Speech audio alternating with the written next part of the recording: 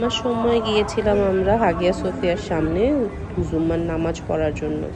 অনেক ফরেনাররা বুঝতে পারছিল না যে কী হচ্ছে, এখানে খুতবা চলতেছিল আর অনেকে নামাজ আদায় করেছে এখানে। নামাজের পরে আমরা প্ল্যান করলাম যে চলে যাই টপকাপে মিউজিয়ামটা দেখে আসি, যেটা দেখার জন্য আমরা এখানে আসছি। এটা একটা ফাউন্টেন, পানি খাওয়ার জন্য একটা ফাউন্টেন বানিয়েছিল আগেকার সেই সুলতানরা। টপকাপে ঢোকার পরে দেয়াল ওদের ওই বাউন্ডারির পরে ভিউটা এত সুন্দর, খুবই ভালো লাগে। তো আমরা টিকিট কেটে ঢুকে পড়লাম টপকাপিতে। টপকাপিতে আসার আমার মেইন রিজন ছিল হলো আমাদের নবীজির জিনিসগুলো দেখার, নবীজির চুল, তরোয়ালি, ওগুলো দেখার। সুলতানদের অনেক কিছু ছিল, আমি তেমনটা ভিডিও করতে পারিনি বা করিনি।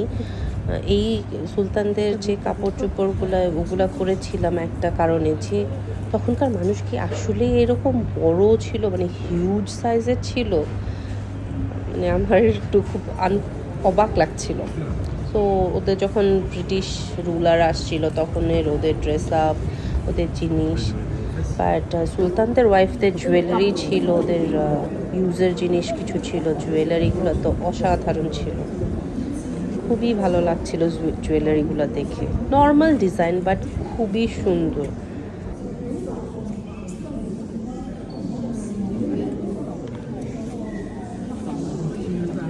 টপকাপি প্যালেসের সবচাইতে পছন্দকর জায়গা ছিল আমার এই ভিউটা। অসাধারণ একটা ভিউ, মানে এখানে সারা দিন কাটায় দেওয়া যায়।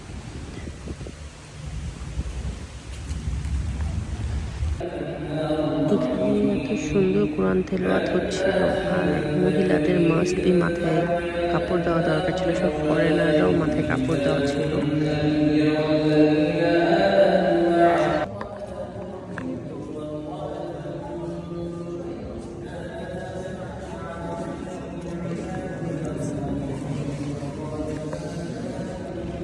এই যে আমাদের মুসা আলাইহিস সালামের সেই লাঠি, যেই লাঠি আল্লাহর নির্দেশে সাপও হয়ে গিয়েছিল। বিশ্বাস করা যায় যে নিজের চোখে এটা দেখছি। এটা হচ্ছে হযরত ইয়াহিয়ার হাতের একটা আর্মার, যেটার ভিতরে নাকি এখনো ওনার হাতের অংশ বিশেষ আছেন।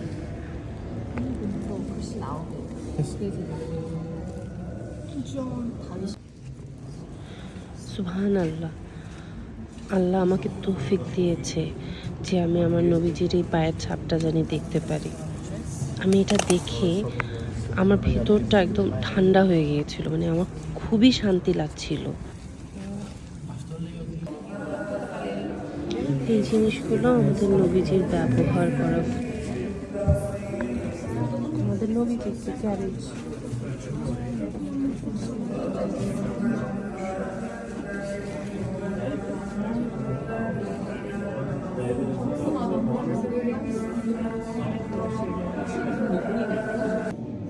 এখানে কিছু আমাদের হযরত ইব্রাহিম আলাইহিস সালামের কিছু জিনিস আছে। আমার নবীজির হাতে লেখা চিঠি, সুবহানাল্লাহ। কাগজগুলোয় আমার নবীজি নিজের হাতে লিখেছিলেন সে চিঠিগুলো। ভাবতেই কেমন লাগছে আমার যে আমি এগুলো নিজের চোখে দেখতে পাচ্ছি।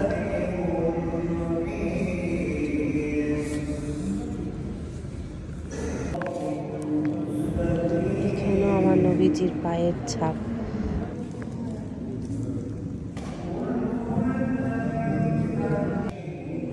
এটা আমার নবীজির সিল, যেটা উনি হাতে দিয়ে ওনার সিল হিসাবে ইউজ করতো, সেটা ওর একটা ম্যাগনিফাইং গ্লাস দিয়ে রেখেছে।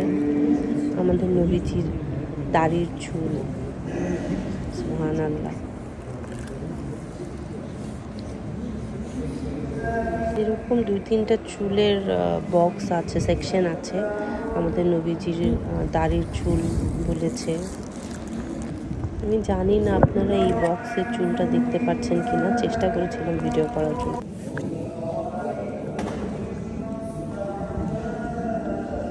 এখানে প্রত্যেকটা বক্সেই নবীজির কিছু না কিছু জিনিস আছে। দাড়ির চুল, ওরা বলছে দাড়ির চুল, কিছু দেখা যায় কিছু দেখা যায় না। এটা হচ্ছে আমাদের নবীজি যে সব জিনিস সে ব্যবহার করতেন, তার চপ্পল, তার তলোয়ারি, তার সব কিছু। সুবহানাল্লাহ।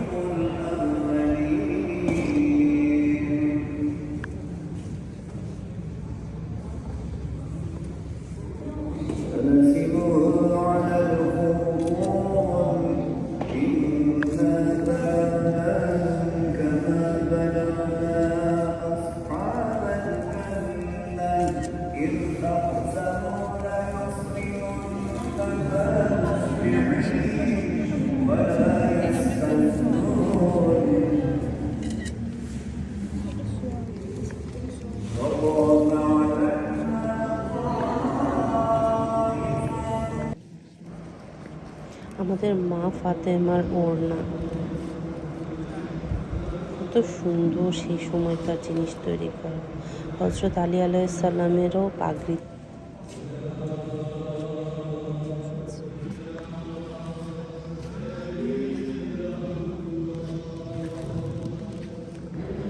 আমরা তো মনোযোগ সহকারে সুলতানদের জিনিস দেখিনি, এখানে এসে যেভাবে মনোযোগ দিয়ে জিনিসগুলো দেখছিলাম আর ভাবছিলাম যে এত সুন্দর জিনিস, এত রহমতের জিনিস আমরা নিজের চোখে দেখতে পাচ্ছি।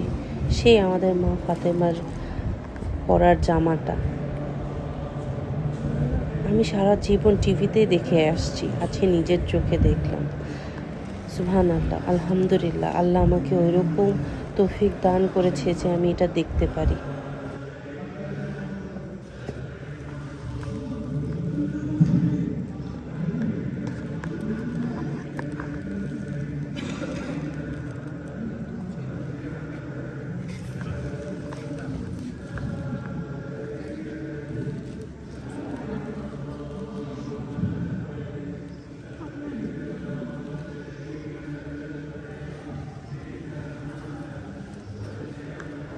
এইটাও একটা আমাদের মা ফাতেমার জামা, যেটা সে ব্যবহার করত।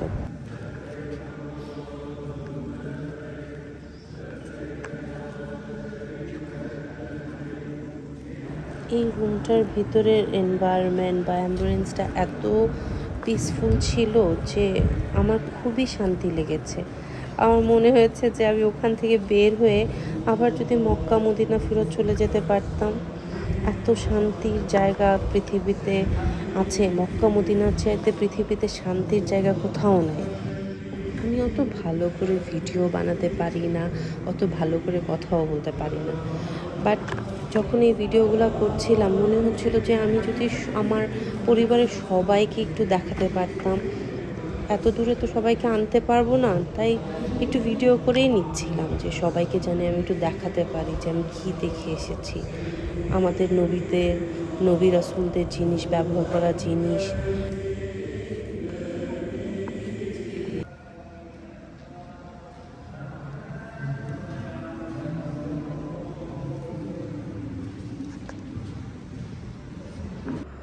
আলহামদুলিল্লাহ, শুকুর আলহামদুলিল্লাহ, আল্লাহ আমাকে এত রহমত নাজিল করেছেন যে এত সুন্দর সুন্দর জিনিস দেখার জন্য।